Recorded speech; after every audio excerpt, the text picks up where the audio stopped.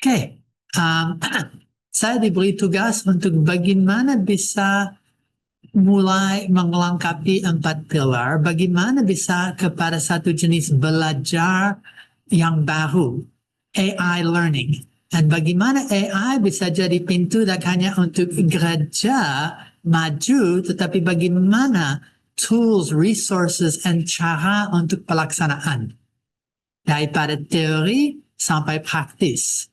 Dan Anda kemarin sudah dapat kesempatan untuk coba belajar literasi AI. Itu tentang apa AI ini, dari suku digital sampai sekarang gereja dengan AI. Belajar skill AI dengan tangan diri sendiri, Anda sudah pakai fokus daripada DOA, dead on arrival, atau kacau hasilnya, point per point, seperti sudah di-review oleh Effie, sampai literasi AI dan Alkitab. Nah, sesuaikan daripada AI dan Alkitab, Anda sudah lihat kacamata Allah, teknologi dari Tuhan sampai harus ditebus, dan harus AI for God, IT for God, and belajar AI squared.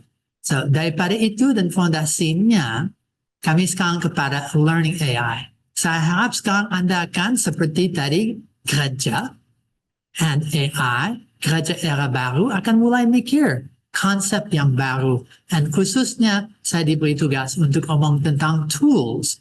And itu berarti harus mulai bersama. Okay. So, ini agenda. Intro, sudah. Smart. Pilar keempat, AI learning. Dan di belakang itu atau di bawah itu akan belajar tentang Alkitab GPT, AI Bible, Badeno, baca, dengar, nonton, and ada versi Badeno Plus dengan AI, a media first Bible, Alkitab yang betul didesain untuk media. Dan generasi ini yang bukan teks, tapi media. Dan akan lihat seperti apa satu bulan, toolkit, academy, and nanti Effie akan selesai dengan Counseling GPT. Ini agendanya. Itu akan mulai dengan Smart Bible. Apa Smart Bible? Itu satu visi, sesuatu yang dari lama yang lalu, saya pindah ini ke tempat yang lain. Untuk ini tidak ganggu. Ya. Lebih dari 15 tahun yang lalu, Sabda sudah bergumul dan mikir seperti apa Alkitab abad ini dan abad depan. Seperti apa kalau Alkitab muncul untuk kali pertama sekarang. Jelas tidak akan dengan batu, atau hanya kertas. Tetapi seperti apa Alkitab yang smart. Saat itu orang omong tentang smart city, smart nation, kota yang pintar. Bangsa yang pintar, tentang sampai ada smartwatch, ada kulkas, ada mobil, semua jadi smart. Dan di situ ada pergumulan, bagaimana bisa punya smart church? Bagaimana bisa punya smart Kristen? And harusnya dibangun atas satu fondasi Smart Bible. Alkitab yang pintar. Alkitab yang tidak seperti dulu, tetapi bagaimana itu jelas bisa study Bible dan SMRT jadi huruf untuk mengarahkan kerja dari Sabda untuk lebih dari 15 tahun. Sekarang, dan Sabda baru mengarahkan 31 tahun. And Smart Bible itu perkembangan daripada 15 tahun pertama. Visinya, bagaimana bisa punya Smart Bible, berarti study Bible. Satu media Bible. And 15 tahun yang lalu sudah sedang bergumul. Seperti apa? AI Bible. Yang punya intelligence di dalamnya. Yang sudah punya kemampuan untuk augmented results. And semua pergumulan yang mulai muncul sekarang. Sabda sudah kerjakan dengan AI sejak tahun 2003. Lebih. And so ini bukan sesuatu yang asing, itu sesuatu yang di belakang layar Sabda sudah mengerjakan puluhan projek terkait dengan AI dan ilmunya. Tapi AI Bible seperti apa? Sampai sekarang itu Alkitab yang tidak hanya study dan media, tapi bisa conversational. Seperti apa relational Bible? Knowledge Bible, graphs, dan semua data dan lain-lain yang terkait. Dan teknologi, semua teknologi. Teknologi yang baru, jadi tempat screen device yang baru untuk Alkitab. Semua pergumulan itu jadi Smart Bible, satu gerakan daripada sabda yang luar biasa sampai sekarang masih diperjuangkan, dan akan lihat alat-alat yang muncul daripada itu yang jadi berkat kepada gereja dengan luar biasa.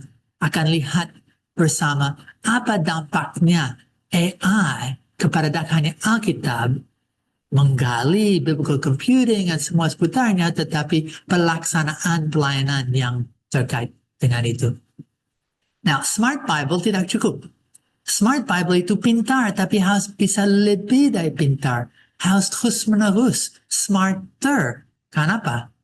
Karena dunia berkembang terus, and harusnya AR dijadikan educational Bible untuk belajar, untuk pendidikan, untuk institusi pendidikan, untuk gereja.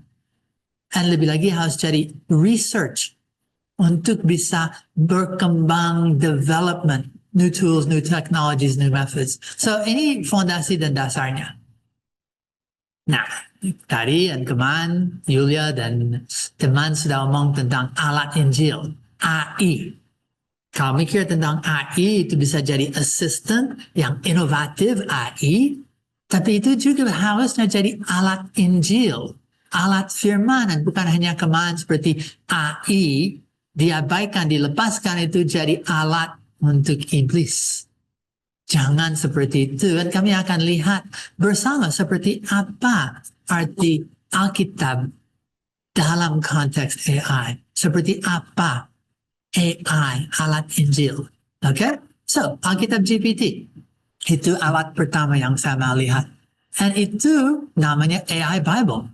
Alkitab yang ber-AI. Alkitab yang sudah terintegrasi dan secara alamnya kerja bersama AI. Alkitab yang tidak hanya untuk baca, tidak hanya untuk bisa dengar atau nonton, tidak hanya untuk studi, tapi conversational. Sebentar lagi kami akan lihat apa arti frasa conversational Bible. Tapi dulu sejarah sedikit. Semua sudah lihat lo atau tablet, dan semua yang tahu HP yang besar namanya tablet. Dan sekarang mahal sekali, ada seperti iPad. Well, sejak Alkitab tidak tablet sejenis itu, tetapi Musa dengan 10 hukum ditulis atas batu, lo batu. Daripada itu kepada perkamen, daripada scroll, dan bukan scroll seperti tikus, tetapi scroll yang Anda lihat dalam buku sejarah. Daripada itu jadi cetakan, dan luar biasa Gutenberg, dan apa yang terjadi kepada Alkitab yang bisa disebar daripada reformasi, semua dimotorkan oleh revolusi. Betul, revolusi cetakan. Dan Alkitab ikut, dan Alkitab daripada itu sampai mulai diterjemah, sampai mulai kepada bangsa-bangsa dan bahasa yang lain. Gerakan yang luar biasa. Dan Alkitab jadi digital, antara cetak dan digital. Jadi media, audio, jadi media, televisi, jadi multimedia, jadi digital plus. And digital pun berkembang sampai Smart Bible. Seperti Alkitab, pintar seperti apa. Dan kau lihat ada yang lucu biru kecil. Itu Sabdabot. 15 plus tahun yang lalu mulai muncul, dan itu satu yang kami akan lihat apanya sebentar. Okay? And ternyata daripada digital ke Sabdabot, ke Smart Bible, Alkitab pintar, and Alkitab GPT yang adalah fokus untuk hari ini. Okay, itu sedikit sejarahnya. Tapi apa perbedaannya? Apakah arti percakapan? Kalau saya bilang conversational Bible, kalau saya ngobrol kepada mirror, cermin diri sendiri, apa itu conversation? Tidak. Saya coba ngobrol ke binatang, dan kecuali Dr. Dolittle dan dunia film Hollywood, kemungkinan tak dapat jawaban. Itu bukan conversation. Tidak ada teknologi apapun yang bisa conversation. Tidak ada makhluk kecuali manusia yang bisa conversation. Apa itu percakapan? Well, kalau Anda pernah WhatsApp, pasti percakapan itu just dua pihak yang sedang obrol, sedang komunikasi, sedang diskusi. Seperti ini. Hey, hello, dan ikaw ingat untuk fokus. Ini jadi slide daripada itu, dan itu WA dengan manusia. Apakah bisa WA dengan mesin? Ternyata kemarin sudah dibuktikan. Percakapan Anda bisa dengan manusia atau dengan AI. Setelah itu Anda belajar tentang seperti apa PA dengan AI. Tapi apakah bisa ada satu alat, sesuatu yang khusus didesain untuk conversation dengan Alkitab? Mungkinkah? Sini saya ingat mimpi. Mimpi sebagai anak kecil. Anak kecil punya buku yang tebal di dalam tangannya. Alkitab. Mereka tahu ini buku yang penting, dihormati. Awas, jangan sampai jatuh ke lantai. Baca, wah. Mengerti sedikit tapi banyak tidak dimengerti dan ada mimpi. Kalau saya bisa tanya kepada buku ini dan itu jawab kepada aku. Wow, hebat ya. Itu bisa ngobrol, kalau saya bisa ngobrol. Nah, kalau Bapak adalah pendeta ya bisa tanya kepada, Bapak, apa ini? Tapi lain-lain kemungkinan tidak. Dan maaf, dia pun sibuk. Tidak bisa 24/7. Dia tidak selalu bisa menjelaskan. Dan kadang maaf, ada pertanyaan yang mungkin terlalu malu, dangkal, atau bingung ya. Kalau tanya kepada dia, ya. Mungkinkah conversation, percakapan dengan Alkitab? Jujur, dalam seluruh sejarah manusia, jawaban no. Ya, bisa berdoa, bisa baca, dan Tuhan akan membuka pengertian. Tuhan akan bekerja, tetapi kertas dan tinta, parkeman, batu, tak mampu berbicara. Tapi sekarang ada perubahan. 10 plus tahun yang lalu, Sabdabat, ingat yang lucu, yang biru? Well, itu bagian dari tahap pertama. Itu percakapan satu arah, tapi masih percakapan. Itu menjawab sesuai dengan perintah, memberi informasi, tapi tidak terlalu mengerti. Itu bukan conversational, tapi minimal itu bisa menjawab. Lebih baik daripada buku atau yang lain-lain. Tapi sejarah maju. Slide yang berikut. Okay. So, mulai 2-3 tahun yang lalu ada cara yang baru. Sabdabat dikembangkan and GPT digabung dan duanya bersama. Sabdabat dengan Alkitab GPT jadi satu tim kerja bersama. And sekarang ada Alkitab GPT. Itu memungkinkan percakapan dengan Alkitab. And itu 100% berdasar AI. And itu sudah dengan 2-3 tahun ada 4-5 versi. Dan itu tak hanya lebih berinteraktif, lebih berdiskusi. Itu mengerti apa yang diberikan. Dan apa yang kita minta. Itu bisa berconversation. And itu punya kemampuan yang seperti satu fakultas STT. Atau semua sejarah pemikiran Kristen itu punya kemampuan yang luar biasa banyak. And lebih daripada itu punya teman Sabdabat di dalamnya. Ternyata kalau punya chat GPT yang biasa itu bagus sekali. Dan kalau punya skill prompting, Anda bisa dapat hasil yang luar biasa baik. Tetapi AI, Alkitab GPT, Bible AI, dilatih untuk kerja sama dengan Sabdabat. Dan kami akan lihat seperti apa hasilnya. Alkitab GPT adalah teknologi AI terbaru dengan sistem inovatif. Dirancangkan oleh Yayasan Sabda, ILSA, Sabda, untuk melakukan studi Alkitab yang mendalam, bertanggung jawab, relevan, dan fun. Kemarin Anda sudah mulai dengan AI squared, Anda sudah mulai dengan fokus untuk bisa betul berinteraksi dengan AI. Dan Alkitab GPT bisa jadi alat bantu, bisa jadi assistant yang inovatif, tapi bisa jadi teman ber-PA. Anda sudah lihat seperti apa AI untuk konteks ini. Nah, apa yang istimewa tentang Alkitab GPT? Itu sudah melalui proses pelatihan, cara yang luar biasa. what's called training and training models. And itu di training terus menerus jutaan kali, and berdasar ratusan datasets daripada resources Kristen, Sabda punya lebih dari 1 juta halaman. And itu semua jadi bagian dari training. Itu punya versi-versi Alkitab, 20 variasi bahasa Indonesia. Dalam sejarahnya ada 25. Itu punya versi bahasa English, itu punya versi Yunani, Ibrani, itu punya lexicons, itu punya berapa banyak resources kekristenan, biblical computing, and 20 sampai 30 tahun pengalaman sabda untuk biblical computing. Semua ini masuk dan training dalam Alkitab GPT. Dan dengan itu menjawab sesuai dengan konteks Alkitab. Itu tidak sama dengan ChatGPT dan jauh lebih daripada itu. Itu multi-language. Kalau mau dalam bahasa Indonesia, bahasa English, ada orang yang pakai Alkitab GPT untuk proses terjemahan Alkitab. Itu multifungsi, dan akan sebentar lagi lihat berapa banyak fungsinya. Itu multi-platform.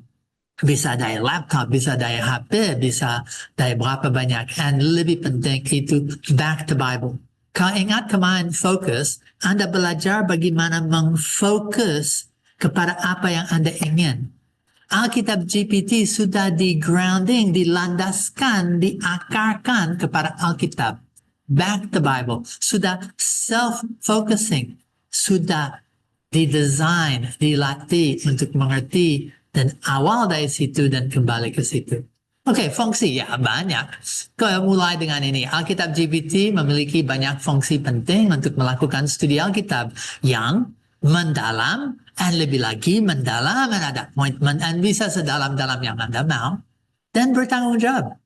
Itu bisa cara sederhana, bisa tampilkan ayat ya, dan seputarnya bisa memberi pengertian ke apa yang ayat-ayat terkait, kepada referensi ayat, kepada topik, kepada interlinear, itu bisa membuat gambar, dan ratusan fitur yang lain yang akan kelihatan dalam 2 slide yang berikut.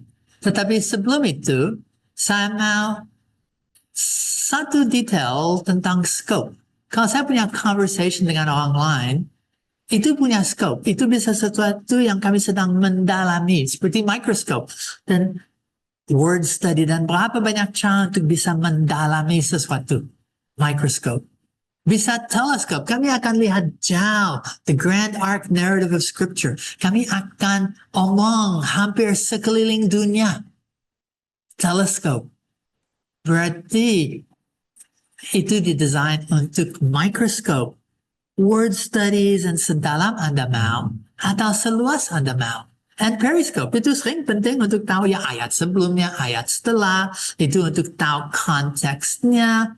Oh, perikop ini, pasal ini, kitab ini, untuk mengerti sebenarnya konteks dan penulisan seperti Anda lakukan sebagai langkah pertama untuk mulai mengamati firman kemarin. Periscope. And yang mungkin paling penting itu scope keempat, stethoscope, seperti dokter untuk lihat gimana kondisi hatiku, jantung kekuk atau tidak. Dan so berdasar itu fungsi Alkitab GPT dirancang. Kami membuat itu untuk Anda bisa mikroskop dalam, teleskop luas, periskop, lihat seputarnya. Dekat atau jauh. Stethoscope. Tujuan itu selalu untuk bagaimana merespon kepada firman, mengaplikasinya. Seperti AI squared. 2 AI untuk masuk, tapi berapa penting untuk dari itu dapat sesuatu dan keluar untuk pelaksanakan, untuk implementasinya. Oke, tadi saya bilang ada banyak fungsi. Well, ini semua fungsi jujur, ini just hampir acak karena itu punya ratusan. Tapi kalau mau menceritakan ulang, itu bisa, pasal besar, summarize, ringkas, memberi garis besar. Mau tahu arti kata? Ada kamus. Mau tahu bahasa asli Ibrani Yunani? Kalau mau untuk nomor strong, untuk renungan, untuk tokoh Alkitab dan informasi, kalau mau tahu konteks historis atau budaya. Kalau Anda mau lihat dalam beberapa versi. And berapa banyak lagi? Berapa banyak? Wah, ini lagi. Apakah ada hubungan ayat-ayat PL dan PB yang ini? Apa konsep teologisnya? Dan di mana saya bisa lihat dan belajar itu? Itu bisa untuk humor. Itu bisa untuk bahan ajar dan mengajar guru sekolah minggu dan anaknya. Mau tahu tentang simbol atau lambang, mau belajar tentang nubuat, tentang perintah Allah, tentang perumpamaan, mau bikin quiz atau drama atau skrip, dan lebih banyak lagi. Kurang lebih apapun yang Anda bisa lakukan dengan Alkitab. Alkitab GPT bisa tak hanya menolong, tapi conversational, bisa ngobrol bersama Anda untuk itu. Oke, ini just contoh yang paling sederhana. Bandingkan Yohanes 3:16, Anda sudah kemarin lihat itu, dari 4 versi, ayat TB, net, dan bahasa asli. Well, itu kutip, dan kalau lihat Yunani pun itu sudah benar dan tepat. Bagus. Bisa lanjut daripada itu akan memberi catatan tentang bahasa asli, apa kata yang terpenting, seperti kosmos, dunia, atau seperti, seperti anio, hidup kekal dan seterusnya. Tapi itu juga bisa betul bandingkan. Tadi saya bilang bandingkan versi. Ayat T menggunakan kalimat yang sederhana dan mudah dimengerti. Bandingkan TB, bahasa klasik yang lebih formal. Atau net, itu tekanan pada struktur. Bahasa asli tekanan itu kepada kasih yang besar dan hasil dari iman yang adalah hidup kekal. And so itu, and bisa sedalam itu. Kemarin Anda sudah lihat, kalau tahu Yunani, Ibrani, sudah. Ini satu lagi, tolong berikan bagian Alkitab tentang Natal yang pertama. Itu langsung akan menemu, and itu tak hanya mengambil ayatnya, tetapi Alkitab Sabda sedang omong di belakang layar kepada Bible Engine, Sabda Bible Engine, untuk menjamin kualitasnya dan bahan yang tepat. Oke?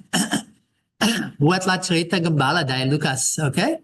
Ini judulnya, Malam Terang untuk para Gembala. And ini bisa cerita untuk anak. Di bagian bawah, kalau di Alkitab GPT, bukan screen ini, saya klik dan itu akan membaca hasilnya. Saya ketik dan saya bisa punya Alkitab, cerita Alkitab untuk anak kapan aja. Bisa membuat gambar, dan ya oke, ini lumayan, tapi gimana kalau ganti style? Untuk anak, klasik ya. Kalau dibikin cartoon, lebih menarik. Ya, oke. But gimana kalau bikin Lego? Wah, laki-laki pasti, dan lucu-lucu. Well, tujuan itu untuk anak akan terlibat dan akan mulai masuk di dalam firman. Ya, ini sangat nolong, ternyata dewasa juga. Semua tahu cerita ini apa? Ini Daniel dan 4 teman bersama, dan lihat seperti itu dan jujur, udah, tidak terlalu peduli. Nah, kalau anak dan bilang, oke, dalam style apa? Gimana kalau itu style yang kuning dengan 1-2 mata? Gimana kalau itu style Minion? Nah, kalau lihat seperti ini, anak akan langsung lihat lagi, wah, dan mereka akan, oh ya, ada sayurnya, dan mereka akan langsung mikirkan lebih dalam tentang cerita Alkitab, bergumul, dan interaksi dengan firman dengan cara yang baru. Daniel, style Minion. Alkitab GPT bisa, no problem. Ini Anda kemarin sudah Yohanes 3:16, dan ini jelas ini satu gambar yang lumayan klasik tapi oleh AI. Kenapa saya bilang itu oleh AI? Ada kacamata kepada Nicodemus. So, jelas ini salah pun, tapi style yang beda. Style Disney atau gimana style Lego lagi? Wah, itu hanya untuk bisa kreatif. And lebih daripada itu, ini yang malaikat, ada Disney dan Lego lagi, atau semua tahu gambar dua yang di kiri ini adalah siapa? Ini Daniel lagi. Ini jam makan siang. Untung itu bulan Ramadan dan yang single sedang puasa. Mengapa saya tidak tahu, tetapi untung, atau mungkin tangan Tuhan, Daniel Tapi kalau lihat ini langsung mikir dengan cara yang baru tentang ceritanya. Atau gambar ini seperti apa? Semua tahu? Ini cerita siapa?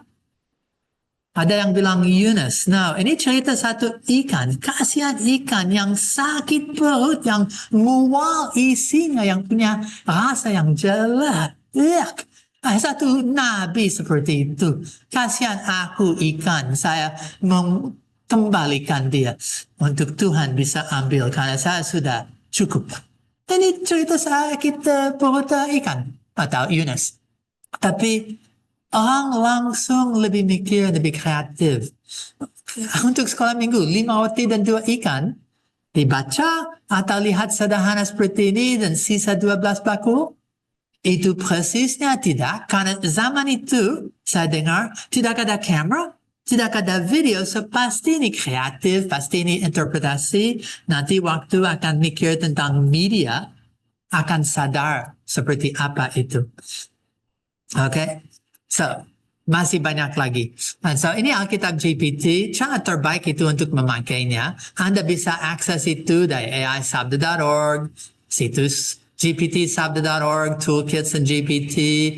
Itu sudah terintegrasi dalam Badeno dan bisa dari Play Store dan berapa banyak lagi. Okay, cara mengakses banyak-banyak and kalau mau dari Google, just ketik Alkitab GPT atau Sabda GPT atau Sabda AI dan kurang lebih Anda pasti akan hasil pertama. Dan selamat nikmati, selamat diberkati, dan lebih lagi selamat pakai ini untuk menjadi berkat kepada yang lain. Oke, lanjut. Ini hanya satu alat. Saya punya 6 atau 7 dan sudah ada orang yang bilang waktu jalan lebih cepat daripada aku. Sekarang saya akan mulai ngomong dengan lebih cepat. Badeno apa? Baca, dengar, nonton Alkitab bersama. Itu Badeno. Itu satu Alkitab multimedia. Abad ke-21. Itu a media first Bible. Dan tidak hanya Alkitab bersama. Tapi bagaimana Badeno AI, Badeno Plus. Itu bagian dari Smart Bible. Itu satu betul media Bible yang dipakai untuk study and digabung dengan AI. Tapi itu media first Bible. Mengapa pentingnya? Kalau kemarin ingat suku digital? Cara suku digital akan interaksi dengan informasi itu A, lewat HP, and B, lewat media. Maka tidak buku, and tidak teks, dan tidak cetak, dan kalau saya mau menjangkau atau even terdengar oleh generasi digital, lebih lagi generasi AI, harus media first. So, seperti apa? Kami akan lihat Badeno plus AI.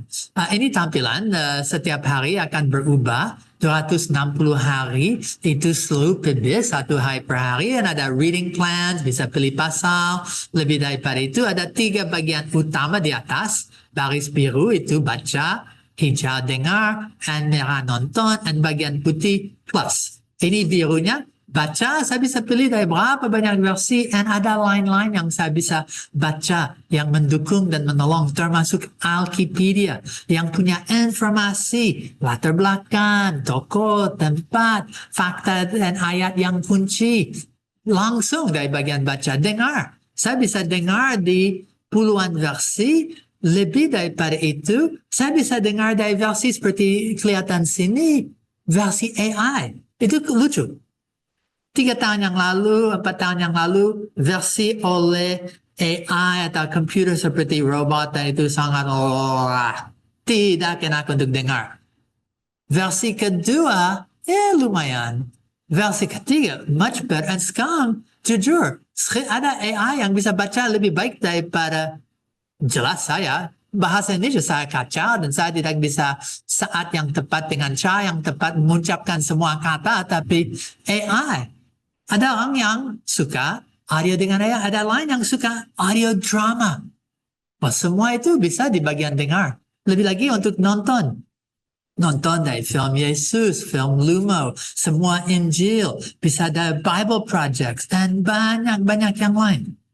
Dan untuk hari ini yang saya mau sampaikan itu Badeno Plus. Semua alat-alat ini bisa sangat memberkati Anda dan kerja Anda. Dan khususnya di Badeno bagian plus ada Badeno studi, pertanyaan, renungan. Ada puluhan renungan untuk setiap pasal di Alkitab.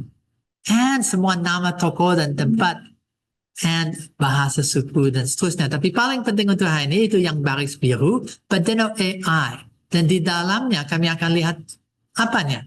Badeno AI itu hasil generative. Dari AI berarti trained custom, itu dilatih oleh datasets dari Alkitab dan bahan sabda and fungsi. Alkitab GPT, Anda tak harus prompting, tapi sudah dikerjakan, dimanfaatkan untuk menghasilkan informasi tentang kalau lihat kanan, ringkasan atau topik atau kata kunci. Anda tak harus ketik. Tombolnya, klik, dan itu sudah grounding, sudah fokus, sudah siap, dan sudah menghasilkan daripada AI 8 kategori besar ini. Dan dalam Badeno AI, sudah di belakang layar, prompt, sudah jalan, sudah hasilnya, dan dengan baik untuk Anda bisa dapat pelajaran, dapat pertanyaan, refleksi, diskusi, dan lebih daripada itu. Ini contohnya. Ringkasan Yohanes pasal 3. Ini ringkasannya, kalau di bawah ada yang hijau, kalau klik ke situ, akan langsung masuk dan mendalami lebih daripada itu. Pengantar itu sepanjang itu kata kunci. Nikodemus sampai hidup yang kekal, anak manusia, terang dan kegelapan. Wah, betul. Lagi, kalau klik, itu akan lanjut. Nah, lebih daripada itu, kalau saya mau, saya hanya bisa punya prompt yang disiapkan, saya bisa lanjut ber-PA dengan AI. Seperti apa? Muncul satu pop-up, dan di situ saya ketik apapun, dan itu akan lanjutkan di dalam pasal itu. Dan seterusnya. Itu akan kerja sama dengan Alkitab GPT di belakang layar, dan akan even memberi Anda kesempatan untuk masuk Alkitab GPT. Lebih dari itu, Anda kemarin sudah belajar tentang AI squared? Well, mau ada video kecil, informasi, mau ingat fokus seperti apa, informasi sudah termasuk di situ. And ada kelompok diskusi, WAG, WhatsApp group. So kalau mau Badeno AI, silakan share hasilnya dengan teman-teman, ajak teman-teman untuk bisa terlibat. So, itu bagian pertama daripada yang saya sampaikan. Sekarang saya dengan cepat dan lebih cepat lagi akan omong tentang Pusat AI, Toolkit AI, AISabda.org, dan Academy AI. Ini tempat untuk dapat bahan hampir tanpa batas untuk menolong gereja dan Anda dari pelayanan sampai firman, untuk wife, word and worship. Yes, instruction, sangat. Fellowship lebih lagi, and evangelism, external missions and ministry, itu sangat bisa dampingi. So, mulai dengan pertanyaan. Kalau Anda memakai AI, bagaimana dengan excellence, dengan unggulan, bagaimana dengan baik-baik? Tidak hanya biasa aja, tetapi bagaimana bisa dengan sebaik mungkin dan belajar berkembang lebih baik lagi. Ada satu pusat, satu center, AI for God. Bagaimana tak hanya just AI sendiri, tetapi untuk pelayanan. Seperti apa dan kalau lihat untuk learning. Dari kacamata Allah, 4 pilar sampai Alkitab GPT, dan 12 dan puluhan pelajaran lagi beratas itu. Dan di dalamnya, ini visinya, menjadi pusat unggul AI for God. Untuk mengintegrasikan visi, inovasi, dan praktik terbaik penggunaan AI. Untuk siapa? Well, untuk gereja.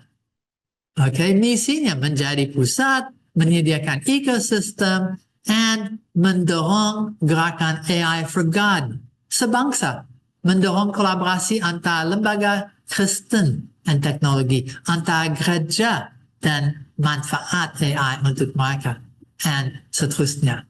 Okay, so di dalamnya apa? Nanti kalau buka akan lihat seperti ini atasnya. Di bagian paling atas ada tools, resources, learning, and community. Tools, well, ada Alkitab GPT, Christian Counseling GPT, dan seterusnya. Untuk resources, AI Talks.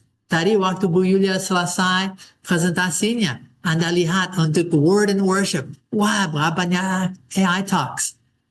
Untuk fellowship ada banyak lagi. And seterusnya. Untuk expo, setiap tahun ada expo. Expo itu 3 sesi plenary and 8 sesi capital selecta. Berarti kalau sudah 3 tahun ada puluhan, ada 30 plus sesi tentang semua topik. AI dan gereja, AI dan Alkitab, terjemahan, cybersecurity, and lebih lagi. Learning Center. Daripada dasar dan basicsnya, seterusnya. And untuk AI dan gereja, berapa banyak? Ada banyak-banyak. And paling penting komunitas. Nanti kami akan waktu selesai hari ini mikir bersama komunitas. Bagaimana jangan sendiri, tapi bergabung untuk saling belajar and saling share manfaat teknologi AI. Termasuk bahayanya atau termasuk berkatnya. Oke, tadi itu AI Center. Pusat. Sekarang toolkit. Saya tahu ada orang sini yang suka kerja dengan mobil atau kayu atau yang lain-lain, tetapi punya betul toolkit. Saya masih ingat dulu waktu masih muda saya suka kerja dengan segala, saya punya toolkit yang berat, berapa puluh kilo, dan di dalamnya, saya sudah punya itu karena sudah dipinjam oleh teman-teman. Tetapi toolkit ini Anda bisa akses dan dapat kapan aja, ya. And toolkit ini memberi akses kepada GPTs. Seperti dibilang, Alkitab GPT ini satu cara untuk aksesnya. Christian Counseling. Harap pada waktu ya, Effie, untuk bisa. And Ministry Learning Center, lebih banyak lagi. Tujuan untuk toolkit, satu pintu cepat gampang untuk akses. Untuk bisa menggunakan kecerdasan buatan untuk memuliakan Tuhan dan pengembangan pelayanan digital Christian. Oke? Cukup sederhana. Tools AI ada testimony. Mau share dan mau tahu tentang orang lain yang pakai. Daripada guru sekolah minggu sampai counselor gereja. And dari situ, di paling atas kanan bisa coba. Dan bisa coba pilih Alkitab GPT atau Christian Counseling GPT dan langsung dari gptsabda.org toolkit. Okay, next. AISabda.org. Ini situs yang didirikan 3 tahun yang lalu. Dengan tujuan untuk bagaimana mulai kumpul untuk orang Kristen bahan-bahan yang akan menolong mereka untuk mengerti AI, and itu jadi satu gudang? No. Satu toko? Tidak, karena semua gratis, tetapi satu tempat yang sebelum pusat dan lebih lagi pusat keunggulan, ini jadi tempat untuk orang dan AI. Dan itu masih sangat berlaku. Di situ visinya itu untuk menciptakan dunia, adalah untuk menciptakan dunia di mana AI digunakan untuk memperdalamkan pemahaman kita tentang Alkitab, memperkuatkan iman, menghubungkan kita dengan orang percaya lainnya di seluruh dunia. Bagaimana saya bisa share AI dengan orang lain, and so on. Okay? Itu tempat yang IT for God jadi AI for God. Di situ bisa lihat acara, ada series AI Talks, kemana ada pivot, bagaimana betul, dan sebelum itu organizational change, bagaimana sebagai gereja bisa pivot daripada non-AI atau klasik kepada AI. Bagaimana bisa doa lihat, evaluasi, dan berubah. Atau Senin yang lalu ya, ada AI dan Natal all out, dan kami belajar tentang Natal dengan cara yang sangat unik. Articles, banyak, alat, komunitas bisa mengakses, and itu sekarang saat untuk yang terakhir, Academy. Academy, well, welcome to Sabda Academy. Di situ ada paket untuk belajar. Dan belajar berapa banyak, tidak hanya tentang AI, tetapi tentang semua sisi suku digital. Bagaimana penerapan teknologi bagi perkembangan pendidikan Kristen, atau pemuridan pada era AI, atau multimedia yang sebentar lagi saya lihat mereka sudah siap untuk bisa mengajar tentang media dan multiplikasi. And berapa banyak articles dan kursus dan micro-learning yang ada di situ. Ada paket belajar, ya, itu bagian study. Ada events. An events itu daripada Beda Kitab dengan Ministry Learning Center sampai kemana ada penulis Kristen yang bertanggung jawab. Sekolah Minggu, Bible Storytelling, Bu Yulia memberi itu 2-3 bulan yang lalu. Oke, dan saya sudah sampai akhir daripada ini, so saya akan stop share. Nah, Counseling Kristen GPT ini belum ada app-nya ya Bapak Ibu Saudara sekalian. Jadi nanti semua bisa diakses lewat browser begitu ya. Tapi saya akan jelaskan dulu, nanti demonya akan terpisah ya. Yayasan Lembaga Sabda sendiri punya Counseling GPT ini, kita akan bahas apa itu Counseling GPT dan mengapa alat ini dibutuhkan, lalu cara kerjanya bagaimana, kelebihan dan kelemahannya, kesimpulan dan call to action-nya gitu ya. Apa sih itu Counseling Kristen GPT ya? Nah, Counseling Kristen GPT ini sendiri adalah salah satu program yang tadi sudah dijelaskan oleh Pak Max ya, bagian dari Toolkit AI for God. Bagaimana kita bisa memanfaatkan alat-alat AI ini secara bertanggung jawab ya, untuk menolong kebutuhan konseling di dalam gereja. Ini nanti bisa digunakan juga, salah satunya juga ketika kita berhadapan dengan mereka generasi digital AI ya, kita juga bisa memanfaatkan ini. Semua nanti bisa diakses di dalam situs gpt.sabda.org, dan kalau Bapak Ibu Saudara sekalian lihat ya, ketika kita masuk ke dalam situs gpt.sabda.org, di situ sudah ada tools-tools yang saat ini tersedia, dan salah satunya adalah Counseling GPT ya. Jadi Counseling Kristen GPT ini sendiri adalah Counseling Kristen yang berbasiskan Alkitab, jadi Biblical Christian Counseling. Nah, GPT ini ditraining dengan bahan Biblika Sabda dan juga para mitra ya, dan custom GPT ini memang kami rancang sengaja sebagai teman konseling ya. Jadi bukan semacam konselor profesional, bukan ya Bapak Ibu Saudara sekalian. Ini sebagai teman konseling, di mana kita bisa sharing, curhat, menceritakan ya secara pribadi apa yang kita alami, dan ya uniknya kami membuat alat ini. Dia dapat memberikan respon sesuai dengan prinsip konseling Kristen. Ini sudah dilatih. Mesin ini sudah dilatih untuk belajar bagaimana memberikan respon sesuai prinsip konseling, didukung ya dengan Alkitab GPT ya, dengan data-data Alkitab, bahan-bahan Biblika yang sangat bertanggung jawab dari ekosistem studi Alkitab Sabda. Ya. Ketika kita masuk ke dalam gpt.sabda.org dan langsung masuk ke dalam Counseling GPT, kita bisa melihat visi, misi, tujuan dari diadakannya Counseling GPT ini ya, untuk mendukung kesehatan mental dan rohani kita sebagai orang percaya, supaya kita punya jawaban atau punya solusi berdasarkan prinsip-prinsip Alkitab. Visinya ya menjadi mitra terpercaya dalam pelayanan konseling Kristen, lalu misinya menyediakan akses mudah ke konseling berbasis Alkitab, lalu menyediakan respons yang penuh empati, hormat sesuai dengan ajaran firman Tuhan ya, dan mendorong pertumbuhan rohani dan kesehatan mental melalui saran praktis yang berlandaskan firman Tuhan. Dan tujuannya diharapkan bisa terjadi konseling yang alkitabiah dan empati, ada aksesibilitas global, menyediakan konseling yang mudah diakses oleh siapa saja, dari mana saja, kapanpun, dan ada privasi dan keamanan. Kami sangat menjamin kerahasiaan dan keamanan data pengguna sesuai standar etika konseling. Bahkan kami sendiri tidak punya data apapun yang dituliskan oleh mereka yang konseling ya, dengan Counseling GPT ini ya. Kami tidak punya dan tidak menyimpan data-data itu. Jadi sangat aman bagi Bapak Ibu Saudara sekalian. Sehingga kami berharap Counseling di GPT betul-betul bisa menjadi AI counselor, dengan platform di GPT menjadi pendamping awal, menjadi pertolongan pertama kalau kita kecelakaan atau kita mengalami sakit di sekolah atau di kantor, kan ada atau di mobil ada kotak P3K ya, sebelum misalnya kita ke rumah sakit. Nah, dengan konseling di GPT ini, harap ini bisa menjadi kotak pertolongan pertama ya, ketika sewaktu-waktu kita membutuhkan pendampingan untuk kita melakukan konseling ya, dan diharap dengan itu bisa memberikan arah dan penghiburan dari firman Tuhan. Konseling GPT ini juga dibangun berdasarkan basic Alkitab dengan teologi Biblika, di training dengan Alkitab dan sumber-sumber bahan konseling Kristen yang Alkitabiah, dan terintegrasi dengan Alkitab Sabda untuk memberikan penjelasan ayat yang relevan.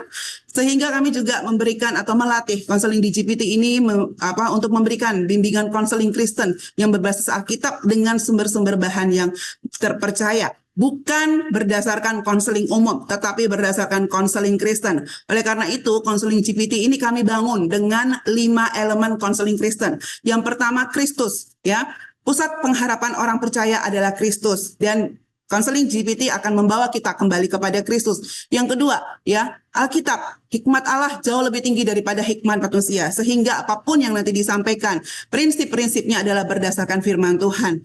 Roh Kudus, ya, elemen sejati dari konseling Kristen yang ketiga adalah Roh Kudus, yaitu penolong sejati yang Allah Bapa berikan untuk anak-anaknya. Sehingga nanti ketika kita melakukan conversation dengan konseling di GPT, ya kita juga bisa melihat bagaimana Roh Kudus juga bisa berperan melalui alat ini. Saya bukan hanya berbicara ya, karena saya juga sudah menggunakan, saya juga sudah pakai ya, dan melihat bagaimana Roh Kudus juga memimpin, menolong ketika menggunakan alat ini, supaya saya juga bisa gunakan dengan bertanggung jawab. Lalu berikutnya berdoa ya, kita harus bergantung hanya kepada pertolongan Allah, dan konseling GPT juga akan mengarahkan konselingnya untuk apa? Untuk bisa berdoa dan mengarahkan kita kepada tubuh Kristus. Konseling GPT akan menolong kita untuk kembali lagi kepada komunitas ya, tidak kembali kepada diri sendiri, tetapi bagaimana kita juga bisa kembali kepada gereja, kembali kepada tubuh Kristus. Mengapa sangat dibutuhkan konseling di GPT ya? Mungkin Bapak Ibu Saudara sekalian sudah tahu Indonesia darurat kesehatan mental ya. Sekarang dunia digital banyak membutuhkan sentuhan kasih Kristus karena semakin banyak orang terhubung secara online, tetapi banyak sekali orang yang terputus secara emosional, sehingga dunia digital justru membuat orang menjadi kesepian, orang menjadi depresi dan merasa jauh dari Tuhan. Itu makanya kemarin selalu kita bilang dunia digital itu perlu dan penting sekali disentuh dengan firman Tuhan gitu ya. Nah, mengapa hadir konseling di GPT itu? Karena adanya darurat ini, dan butuh sekali banyak yang membutuhkan pendampingan rohani, kebutuhan teman curhat rohani yang paham akan prinsip-prinsip Alkitab. Kita curhat ke siapa aja bisa, tetapi nggak semua tempat curhat itu akan mengembalikan kepada firman Tuhan. Sedangkan konseling GPT ini kami harapkan bisa menolong siapapun ya, ketika membutuhkan sewaktu-waktu pendampingan, bisa kembali kepada firman Tuhan. Dan ini juga mudah dijangkau Bapak Ibu Saudara sekalian. Tinggal kita ambil handphone kita, ada internet, kita buka, bisa diakses kapan saja. Tidak akan pernah capek mendengarkan keluhan kita, tidak akan pernah bilang ini bukan jam kerja dan sebagainya. Dan Bapak Ibu Saudara sekalian, ini gratis ya. Tidak ketika kita memerlukan waktu-waktu atau kita memerlukan teman curhat, kita bisa gunakan konseling GPT ini kapan saja. Kenapa Sabda melakukan ini? Karena Sabda percaya, sekali lagi kami mau tekankan, Sabda percaya bahwa teknologi termasuk AI dapat dipakai Tuhan sebagai alat untuk menolong mendekatkan manusia dengan Tuhan. Nah, cara kerjanya bagaimana Bapak Ibu Saudara sekalian? Yang pasti kami membangun konseling GPT ini dan mentraining konseling di GPT ini dengan prinsip dialog yang empatik dan aman. Jadi setiap perkataan, perbincangan yang akan dihasilkan adalah perbincangan yang menghormati nilai-nilai Kristen dengan gaya komunikasi yang lembut ya. Lalu juga berakar kepada firman Tuhan. Kami terus ingatkan hal ini ya.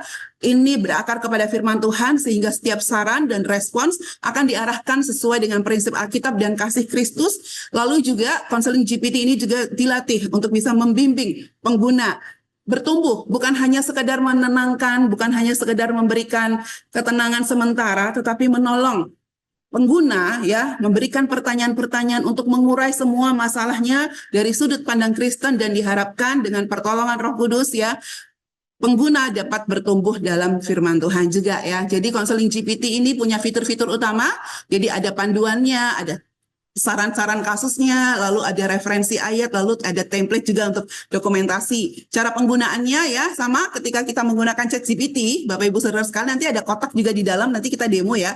Kita tinggal deskripsikan, kita punya kasus apa, lalu kita minta saran ya, seperti apa yang disarankan oleh konseling GPT, lalu nanti kita akan mendapatkan referensi-referensi dari firman Tuhan, atau kita juga kalau nggak tahu kita mau ngomong apa, kita juga bisa menggunakan template-nya. Kita bisa masuk langsung nanti ke masuk ke toolkitnya langsung ke gpt.sabda.org, atau kita bisa masuk ke GPT Store. Kalau kita masuk ke gpt.sabda.org Christian Counseling ya, kita akan mendapatkan ada di bagian sini ya. Ini langsung kita tinggal masukkan ke dalam kotak ini aja. Kita mau bertanya tentang apa ya? Nanti bisa mulai tanya. Atau kita bingung ya kategori masalah apa yang kita punya ya tinggal diklik aja, misalnya saya tentang keadilan, tentang bullying, tentang arti hidup, atau sekedar mau cerita aja, klik aja di sini ya, ada pilihan yang sudah dibuat ya, atau langsung kita ketik seperti kalau kita ngobrol dengan ChatGPT seperti biasa. Atau kalau ini yang biasanya saya lakukan ya ketika masuk dari gpt.sabda.org gini, ini saya ketik sendiri gitu ya. Ini dia memperkenalkan dirinya dulu, lalu dia langsung coba ceritakan situasimu, saya akan merespon dengan empatik dan berbasis Alkitab. Lalu saya kan cuma bilang hai, lalu dia berikan sapaan, lalu saya bilang saya sedang merasa khawatir nih dan sebagainya ya. Lalu dibalas nih, saya mengerti perasaan khawatir bisa mengganggu dan sebagainya ya. Dan saya nggak up semua yang saya katakan setelah ini ya, Bapak Ibu Saudara sekalian. Nah ini kalau kita masuk ke GPT Store ya, di GPT Store ini ya, ini sudah ada contoh-contoh, atau sudah ada, tinggal kita klik aja perintah yang bisa masuk ke sini ya. Kalau kita tidak mau mengetik apapun, kita bingung mau ngomong apa ya, klik aja salah satu, nanti akan langsung masuk ke dalam kotak perintah. Atau silahkan Bapak Ibu Saudara sekalian, intinya conversation, ngobrol seperti kepada teman curhat kita ya. Dan kalau bingung dengan cara kerja konseling GPT, di situs toolkit ini juga sudah ada FAQ-nya, lalu sudah ada juga manual book-nya, di situ sudah dikerjakan oleh dari kami dari Yayasan Lembaga Sabda, nanti tinggal dibuka saja ya kalau ada yang bingung, ada bermasalah dengan cara kerjanya. Apa kelebihan dan kelemahannya? Yang pasti gratis ya. Mudah diakses, tinggal masuk aja ke situs gpt.sabda.org Christian Counseling, bisa dijangkau kapan saja ya. 24 jam dalam seminggu, aman secara teologis, ya ini yang sering dipertanyakan, lalu 100% berdasarkan prinsip Alkitab dengan fondasi counseling Kristen. Prinsipnya adalah kita melakukan counseling dengan atau dialog conversation dengan memanfaatkan teknologi GPT dan juga LLM ya. Jadi kelemahannya ini harus diperhatikan. Ini bukan untuk menangani kasus berat, tetapi hanya sebagai pelengkap. Jadi kalau kasusnya udah mau bunuh diri berkali-kali atau sudah ini, itu jangan hanya dengan konseling GPT. Kembali kita harus tetap mengingat kita ada konselor yang juga profesional, yang sudah bisa menangani kasus-kasus ini dan sebagainya ya. Ini hanya pertolongan pertama, kami mengingatkan lagi. Dan konseling GPT ini tidak bisa menggantikan konselor manusia, karena AI tidak punya pengalaman hidup yang sejati seperti manusia. Kebanyakan kalau kita konseling, pengalaman hidup dari konselor itu juga bisa menolong kita ya untuk punya arahan yang lebih jelas. Lalu jangan mengandalkan AI untuk melakukan diagnosa psikologis ya, pengobatan atau sejenisnya. Itu tidak bertanggung jawab kalau kita andalkan AI, hanya andalkan AI untuk itu. Lalu pengguna tetap harus bertanggung jawab sendiri atas kesehatan mentalnya, bukan AI. Sekali lagi, AI itu hanya alat. Lalu konteks dan personalisasinya terbatas, jadi harus kita gunakan dengan bijak. Kesimpulannya, AI bukan pengganti kasih Allah ya dan manusia, tetapi alat di tangan Tuhan untuk menjangkau yang terluka dan mencari pengharapan. Firman Tuhan tetap relevan bagi jiwa-jiwa yang haus pada era digital ini. Saran kami ya, langsung aja dulu coba konseling GPT-nya, lalu bagikan juga kepada mereka yang perlu ditolong, sekaligus kalau kita ingin menolong orang lain, dan doakan agar Tuhan memakai konseling GPT untuk kemuliaannya, untuk AI for God. Nanti kita akan demo bersama ya, nanti akan dipandu langsung oleh Pak Max kembali ya untuk demonya, baik Alkitab GPT dan juga konseling GPT ini. Saya turunkan dulu screen-nya. Sudah bisa lihat? Sudah. Okay. Alright. Mau apa? Alkitab GPT kalau buka seperti ini tampilannya, and karena saya mau klik salah satu button hanya untuk lihat seperti apa. Itu tanya apa arti Yohanes 3:16 dalam Alkitab. Oke, itu sedang mikir, itu sedang berbicara dengan API dari sabda.org, and itu sekarang kutip daripada ayat itu, maknanya kasih Allah, keselamatan, kebinasaan, and saya coba berapa besar kasih Allah?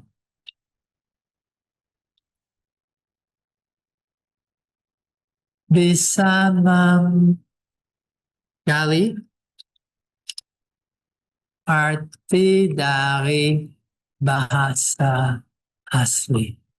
Oke? Now, kalau kelihatan saya punya berapa banyak kesalahan ejaan. Nah, saya tidak pintar bahasa Indonesia, tetapi ternyata Alkitab GPT sangat pintar dengan bahasa Indonesia. Dan saat ini itu sudah mulai, itu tanya teks, sadar, oh harus bahasa asli, ini teks Yunani, daripada itu analisa. Setiap katanya apa satu persatu, agape, and dunia kosmos, terjemahan frasa, kesimpulan teologis, and okay, sekarang saya akan tanya, di mana di Alkitab saya bisa lihat kasih sebesar itu? Saya mau menggali topik. Gali hanya satu L ya. Mau gali topik dan melakukan word study. Studi kata. Oke. Kami akan untuk melakukan melalui word study eksplorasi sangat bisa, dan itu mengambil kata yang dasarnya, kata kerja dan kata benda. And sekarang itu identifikasi, strong numbers, apa definisi, arti, and secepat ini sudah termasuk ayat-ayat kunci untuk saya bisa belajar. And rekomendasi daripada itu. Saya bisa banyak lagi, tetapi karena waktu habis, saya akan langsung kalau bisa kepada Christian Counseling. Christian Counseling, cara kerja sama. Saya akan interaksi, tetapi sekarang saya akan betul ngobrol. Saya capek. Baru presentasi lama sekali. Dan mau tahu. Ada gunanya. Bisa ngobrol seperti teman. Dan itu akan respon. Dan itu selalu akan lihat apakah ada cara untuk masuk ini kepada arah. Itu dengar. Apa semuanya ada gunanya, itu mau tahu.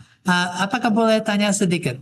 Apa yang membuatmu merasa mungkin tidak berguna? Apakah karena hasilnya belum sesuai harapan atau karena prosesnya terasa terlalu berat? Kadang kita tidak langsung melihat gunanya di depan mata, tapi Tuhan sering memakai proses panjang seperti ini untuk membentuk kita. Aku di sini untuk menemani kamu, refleksi sedikit kamu, menurut kamu sendiri, bagaimana dari proses tadi paling membuat kamu merasa capek? Mungkin saya sudah capek sebelumnya. Hidup sangat sulit saat ini. Hidup saya enak, saya suka hidup saya, tetapi just untuk ada satu topik untuk ngobrol. Dan bisa lihat daripada hasilnya, itu alamnya, itu akan dengar, itu dengan sopan, akan mulai menggali. Wah, terima kasih untuk jujur dan terbuka. Ada tangan doa, satu icon. Kalau kamu benar, boleh ceritakan sedikit, so itu mau tahu ceritanya, bagaimana dan mengapa.